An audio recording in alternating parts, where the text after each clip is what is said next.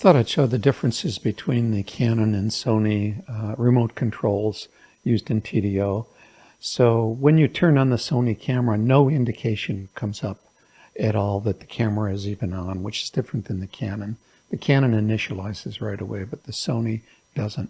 You have to go over to the Sony remote control icon and actually activate the program before the Windows even knows that a camera has been turned on. So if you go over to the remote control, click on it, it then goes out and queries and looks for a Sony camera.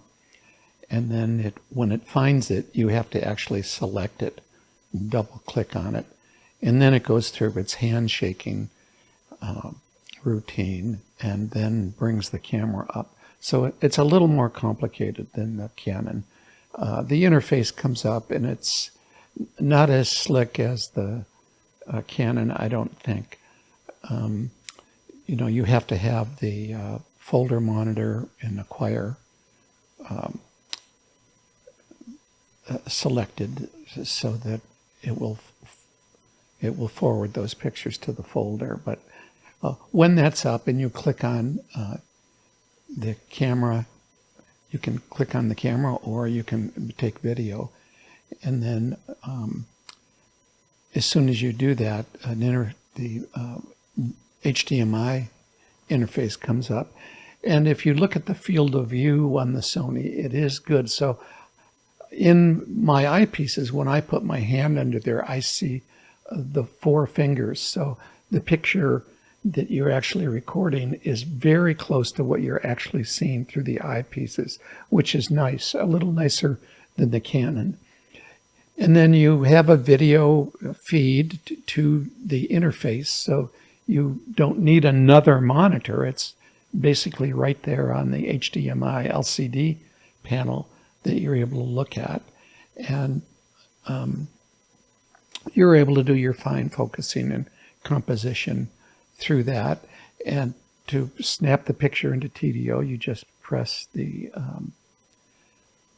acquire button on the Sony interface, the camera icon, and that takes the picture and then forwards it to a folder, and then TDO picks up that folder and puts it on the acquire page.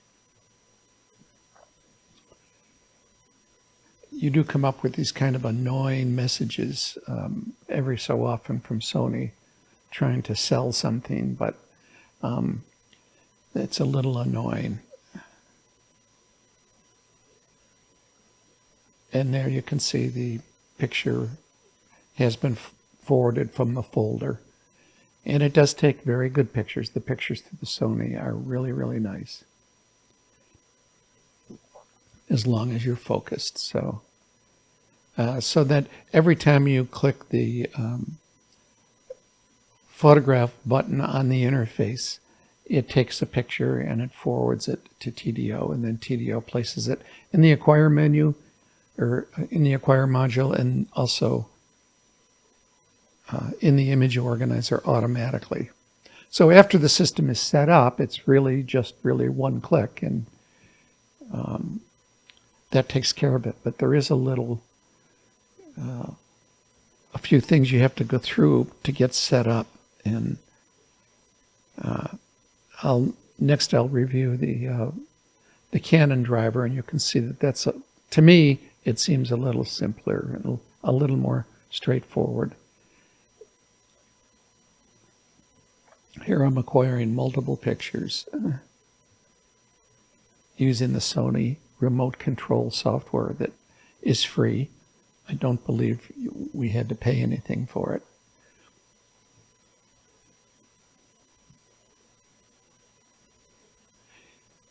And what's nice about the Sony is when you have something plugged into the HDMI to, say, go to another monitor or an ATEM, it doesn't shut the LCD screen off as the Canon does, so you can use it as a monitor. Now the Canon interface is a little smoother.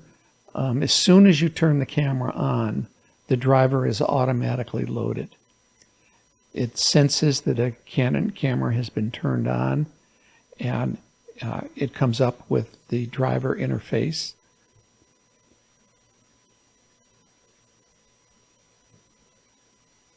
And you just select the driver interface. It's called the EOS utility. And you select remote. And what that does is it loads the remote interface, which is smaller and a little more straightforward than the Sony. And you can place that anywhere in the desktop that's convenient for you or your assistant.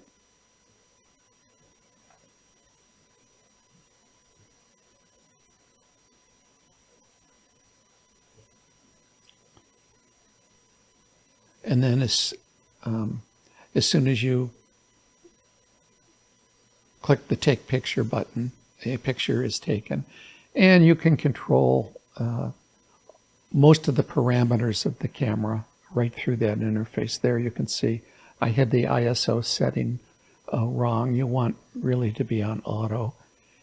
And you can change all those parameters through the interface on the fly, which is also nice. A little more difficult in the Sony interface than the Canon. And then you take another picture under the auto ISO, and that's better exposed.